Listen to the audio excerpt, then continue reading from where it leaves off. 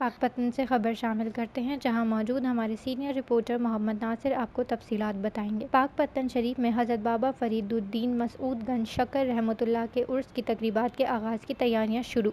مزار کو خوبصورت برقی کمکموں سے سجا دیا گیا۔ زائرین کی اندرون ملک اور بیرون ملک سے آمد کا سلسلہ شروع ہو گیا ہے۔